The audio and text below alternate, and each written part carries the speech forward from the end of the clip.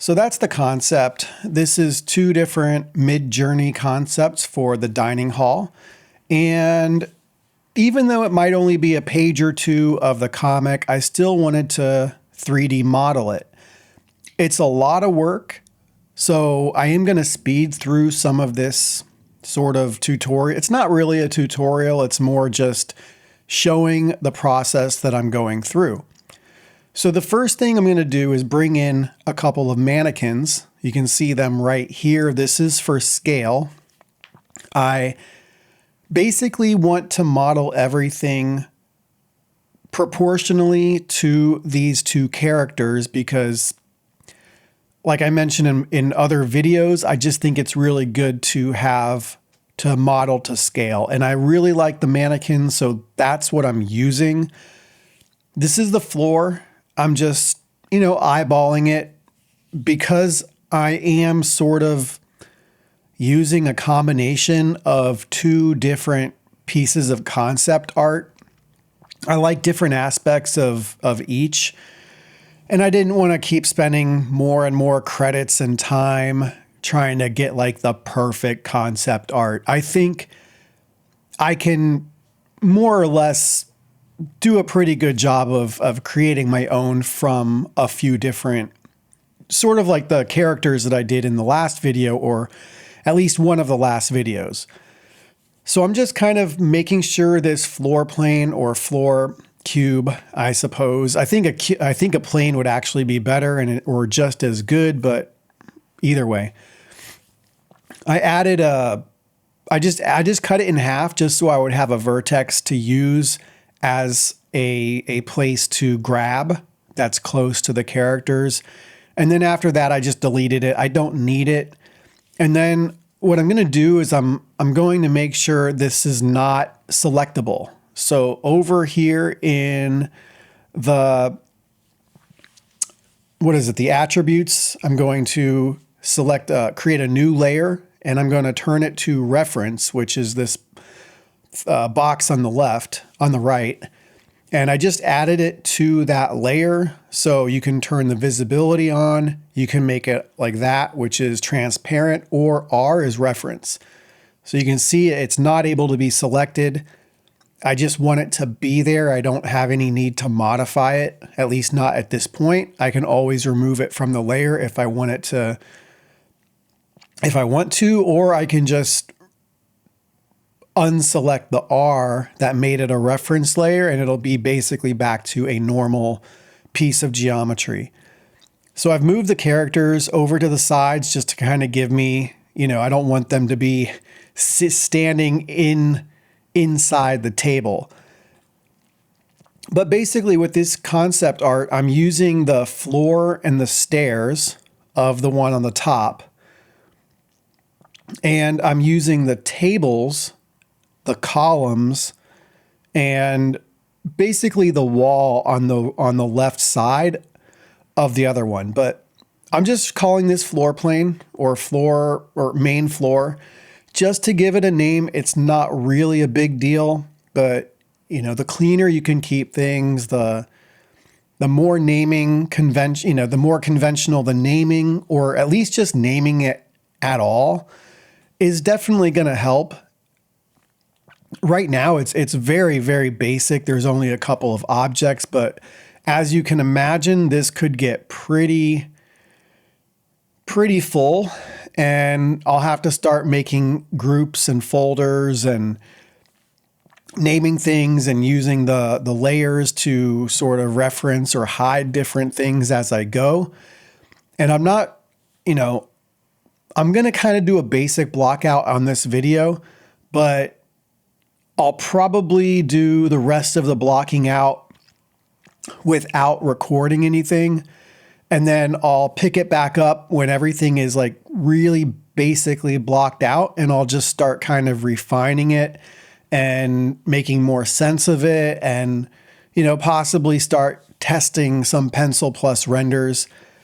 And then ultimately, I do want to actually UV at least some of this, because I'm pretty certain I'm going to be able to do some pretty decent basic comic style textures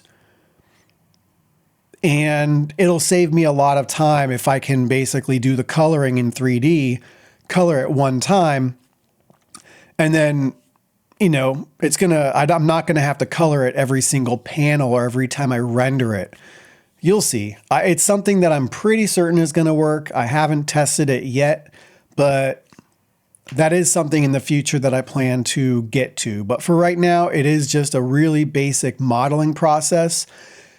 And at this point, I believe it's going to start speeding up. I have increased the speed to 400 or 800% because this, quite frankly, as boring as it might be for you to watch, it is really a struggle as a 3D artist or as a modeler to do all of this process. You're constantly adding new cubes or cylinders and moving them around and just kind of, you're working on basically getting the volumes and the sizes and the placement of everything.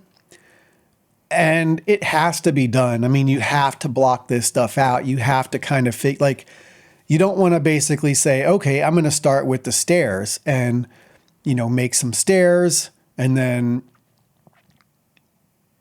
do some, elaborate modeling and then UV and texture them and then do some Pencil Plus tests, make sure it all looks really good, and then start moving on to the next stuff. I mean, you could, I guess there's not really anything wrong with that if it's just a personal project, but I would say just the way that if you're drawing a character, you would want to sketch out the entire character, get their torso, their hips, their legs, their knee, their elbows, their forearms, all of that good stuff.